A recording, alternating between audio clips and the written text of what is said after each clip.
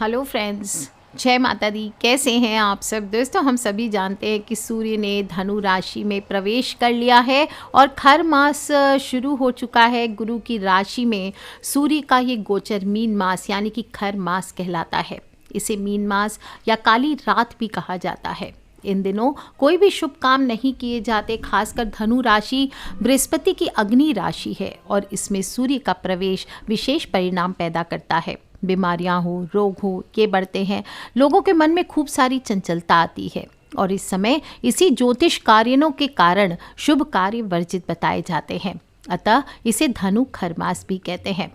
सूर्य का जब जब गुरु की राशि धनु और मीन में परिभ्रमण होता है, कभी भी धनु और मीन संक्रांति मानी जाती है और खर मास को लेकर एक मान्यता है। सूर्य अपने तेज को अपने गुरु के घर में पहुंचते ही समेट लेता है, अपने प्रभाव को छिपा लेता है और गुरु को साष्टांग नमन कर प्रभावहीन हो जाता है। ऊर्जा के देवता के प्रभावहीन होने पर समस्त शुभ कार्य वर्जित बताए गए हैं, क्योंकि किसी भी कार्य में क्या होता है, ऊर्जा की जरूरत होती है। इस दौरान सूर्य और धनु राशि का दुर्योग तमाम दुष्प्रभावों को भी जन्म देता है। अतः मीन मास में मांगलिक कार्य वर्जित बताए गए हैं। मीन मास में भक्ति हो, साधना हो, ये उत्सव होता है, इनके क्रम लेकिन आप जारी रख सकते हैं। लेकिन शादी हो, सगाई हो, ये करना वर्जित होता है। कहते हैं अगर इस माह में विवाह कर दिया जाए तो भावनात्मक और शारीरिक सुख दोनों नहीं मिलते हैं। और लेकिन आप प्रेम विवाह करना चाहते हैं, कोर्ट मैरिज करना चाहते हैं, तो किसी भी प्रकार से खरमास बाधक नहीं होता है। इसी प्रकार नए मकान का निर्माण और संपत्ति का क्रय विक्रय भी इस दौरान नहीं करना चाहिए। कहते हैं कि इस दौरान जो भी मकान बनाए जाते हैं वो आमतौर पर कमजोर बनते हैं और उनके निवास से सुख नहीं मिलता है। संपत्ति बनाने का उद्देश्य संपत्ति का सुखपूर्वक उपभोग करना है, परंतु अगर इस समय में मकान बनाया जाए तो उसका सुख मिलना कठिन हो जाता है।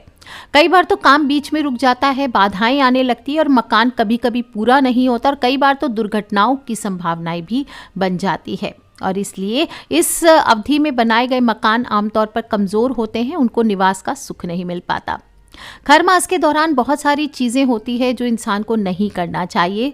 आपको इस दौरान परनिंदा, देवी देवताओं के प्रति अप्रिय शब्दों का प्रयोग भी नहीं करना चाहिए। इस दौरान बेटी या बहू की विदाई नहीं की जाती है।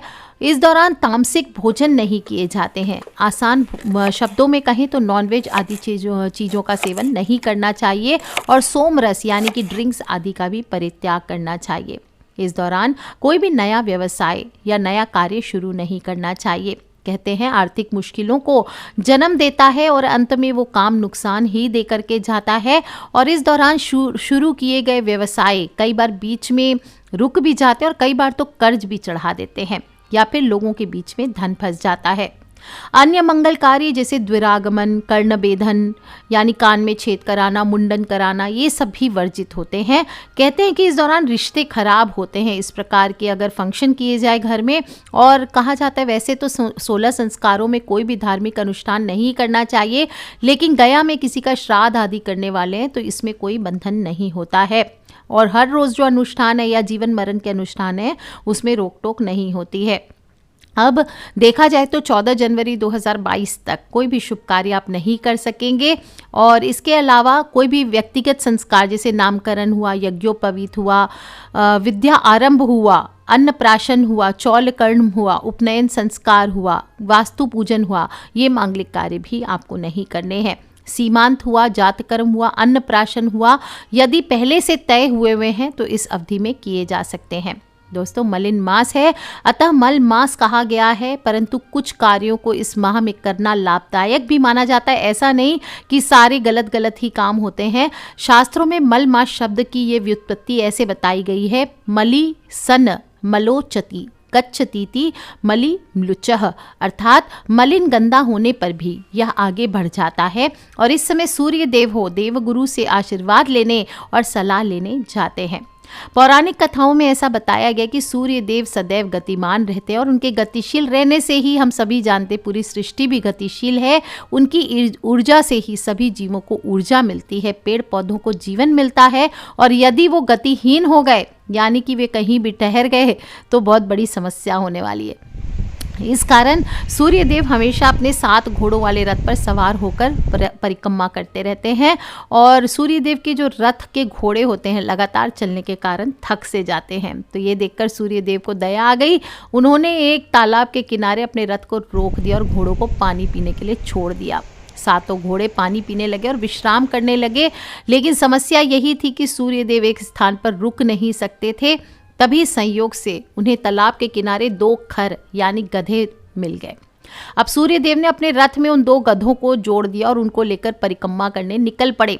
अब जब गधों की रफ्तार घोड़ों की तरह तो हो नहीं सकती, इस कारण से इस दौरान सूर्य देव की गति धीमी हो गई। तो कहा जाता है सूर्य देव पूरे 1 मास तक गधों वाले रथ पर सवार रहते, इस वजह से इसे खर मास भी कहा जाता है। और सूर्य देव जब धनु संक्रांति से मकर संक्रांति में आएंगे तो उनके रथ से खर यानी गधे निकाल दिए जाएंगे और 7 घोड़ों को जोड़ दिया जाएगा। ऐसे में फिर से सूर्य देव की चाल तेज हो जाएगी, उनका प्रभाव बढ़ जाएगा और इस प्रकार से ये खर मास लगता है। और इस माह में जो भी मनुष्य पूरे माह व्रत का पालन करता है, पूरे माह भूमि पर सोता है, एक समय केवल सादा तथा सात्विक भोजन करता है, तो कहा जाता है उसे बहुत बहुत पुण्य मिलता है, मोक्ष की प्राप्ति होती है, जीते जी जीवन में उसे मोक्ष मिल जाता है। और इस माह में सर्दी अपने पूरे जोर पर होती है। ऐसे में खान पान की आदत पर नियंत्रण रखना चाहिए। इस माह में गेहूं हुआ, चावल हुआ, जौ हुआ, मूंग की दाल हुआ, इसका सेवन करना चाहिए। लोग अक्सर अरहर की दाल, चने की दाल खाते हैं, ये नहीं खाएं। मूंग की दाल का सेवन करें, गुड़ खाएं, तिल खाएं, मटर खाएं, हरी सब्जियों का सेवन करें, ये अच्छा माना जाता है। और समुद्री नमक की जगह सेंधा नमक खाना चाहिए। जब आपकी सेहत अच्छी रहेगी तभी आप प्रभु की सेवा में भी मन लगा पाएंगे, उनकी कृपा को प्राप्त कर पाएंगे। खर मास के दौरान धार्मिक नदियों में, स्थलों में स्नान दान करने का भी विशेष महत्व है। अगर आप नदियों में स्नान करने नहीं जा सकते तो घर में ही पानी में गंगा जल डाल करके स्नान कीजिए, कुछ बूंदे डाल लीजिए और इससे आपको गंगा नदियों आदि में स्नान करने का भी पुण्य प्राप्त होगा। साथ ही साथ स्नान करने के बाद ज़रूरतमंदों को सामर्थ्य के अनुसार दान भी करना चाहिए। इस माह में सुबह सुबह उठ करके स्नान करने के बाद सूर्य देवता को जल भी अर्पित ज़रूर करना चाहिए। लाल मिर्च के आप 11 दाने डाल करके इस माह में आप अर्पित कीजिए सूर्य देवता को। देखिए कैसा करामात होता है, आपके जीवन के सभी रोग दोष दूर होते हैं, जीवन में सकारात्मकता का संचार होता है। इस माह में व्रत रखते हुए भगवान श्री हरि पुरुषोत्तम यानी भगवान विष्णु का पूजन भी करना चाहिए। श्रद्धा पूर्वक आराधना करें, मंत्रों के जप करें, कथा का पठन करें और श्रवण करें, भगवत कथा पढ़ें। भागवत गीता अभी भी गई है गीता जयंती, तो भागवत गीता आपको मिली है, अगर नहीं भी मिली है पहले से होगी तो आपको इसको पढ़ना भी चाहिए। रामायण जी का पाठ कर सकते, रुद्र अभिषेक का पाठ, रुद्राष्टक का पाठ कर सकते, विष्णु स्तोत्र का पाठ कर सकते हैं। पुराणों का अध्ययन करें, ये बहुत अच्छा होता है। पौराणिक शास्त्रों के अनुसार पुरुषोत्तम माह यानी कि जिसे हम खर मास भी कहते हैं, भगवान श्री हरि, शिव जी, राम भक्त हनुमान, इनका पूजन करने के लिए अत्यंत लाभदायी होता है।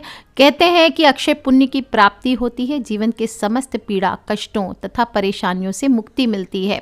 और लगातार आपको एक मंत्र बताती हूँ, खर मास में आपको इस मंत्र का ज़्यादा से ज़्यादा मल मास में आपको स्मरण करना चाहिए। बहुत ही पवित्र शक्तिशाली मंत्र है, बहुत अधिक पुण्य फलदायी है। और इस मंत्र को जब आप जप करेंगे तो आपको पीले रंग की हल्दी हो, चंदन हो या पीले रंग के वस्त्र आप हाथ में लेकर के इस माला का जप कीजिए।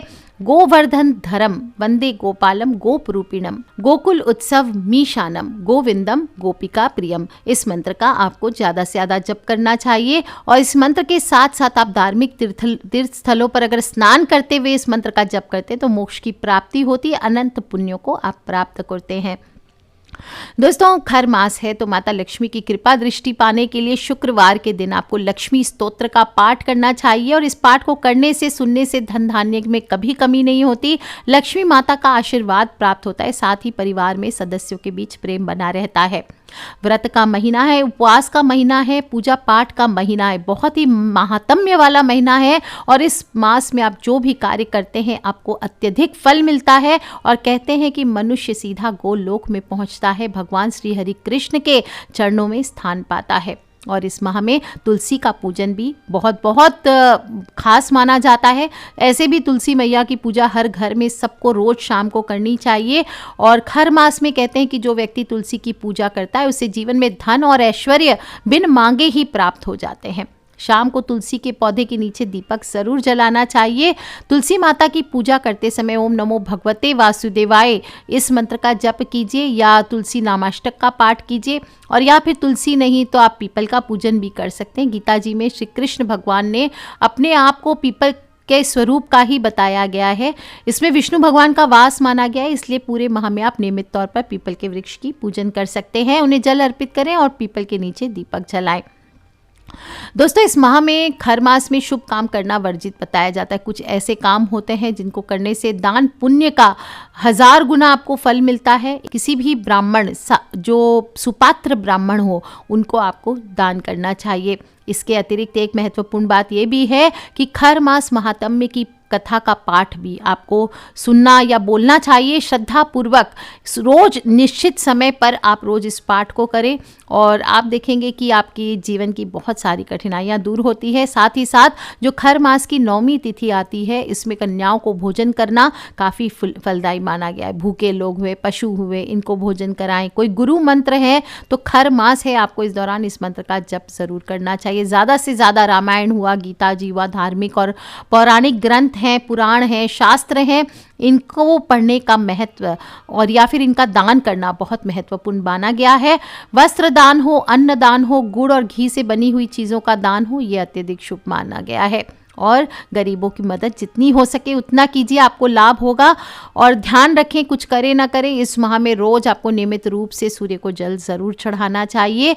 चढ़ते हुए सूर्य को अर्घ देना चाहिए, ये अच्छा होता है। दोस्तों, इस माह में आपको गौशाला भी ज़रूर जाना चाहिए। गौ को गुड़ खिलाइए, हरा चना खिलाइए। संभव हो तो घर में भी आप गाय की चांदी की मूर्ति या तस्वीर ला करके सिद्ध करके रख सकते हैं। विष्णु भगवान के जप करा करके छोटी सी गौ की मूर्ति श्री कृष्ण भगवान या विष्णु भगवान के सामने आप स्थापित कर सकते हैं। इस पूरे माह अगर कुछ लोग पूछते हैं मैम हमारे इधर गाय नहीं मिलती है तो हम क्या करें, तो आप गौ के दर्शन कीजिए। आप चाहे तो अपने मोबाइल पर रोज़ गौ को निकाल के दर्शन कीजिए।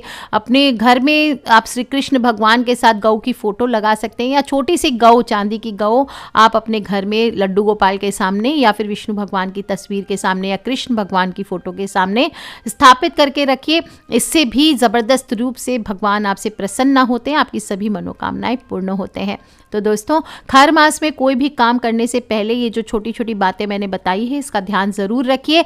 फिर ये काला मास, इसको कहते हैं ना काला मास है, क्योंकि जितने भूकंप, सुनामी, तूफान आदि जब आते हैं सब तबाही इसी महीने में मचती है। ज़्यादा से ज़्यादा तबाही मचने का मौसम है। कहीं भूकंप तो कहीं सुनामी, कहीं पे कुछ और बहुत सारी। और अभी तो रोग ओमिक्रॉन वायरस बढ़ रहा है, तो सभी लोग सावधानी रखें। अपने अपने मास्क अगर आपने उठा के रख दिए थे तो दोबारा से निकाल लीजिए। सेफ डिस्टेंसिंग फॉलो करें। ये वायरस को नहीं आने देना है किसी को अपनी ज़िंदगी में। हर कोई को रोज़ चाहिए कि काढ़ा नियमित रूप से पीजिए। इस तरह से छोटी छोटी बातों का ध्यान रखिए दोस्तों, फिर ये काला मास आपका कुछ नहीं बिगाड़ पाएगा। भौतिक सुखों की प्राप्ति के लिए एकादशी व्रत जो आएगी, 30 दिसंबर को एकादशी आएगी, उस दिन व्रत सभी लोग ज़रूर करें। भगवान विष्णु का पूजन करें। जगत के पालनहार की कृपा आपको ज़रूर प्राप्त होगी और वैकुंठ धाम की प्राप्ति होगी। तो कर लीजिए उपाय दोस्तों। बहुत ही खूबसूरत महीना है, काला मास नहीं कहेंगे हम इसे, पॉजिटिव महीना, पूजा पाठ धर्म का महीना है। पूरा यूटिलाइज कीजिए और अपने फ्रेंड्स, फैमिली, मम्मी पापा, भाई बहन, बच्चे जो लोग भी परेशानियों से गुजर रहे हैं, अक्सर समझ नहीं पाते हम क्या करें क्या ना करें, कैसे समय बिताएं, भगवान का भजन कीजिए, अपने कर्म करते रहिए। आने वाला समय 14 तारीख के बाद में आप सभी के भाग्य ज़रूर जागृत होंगे।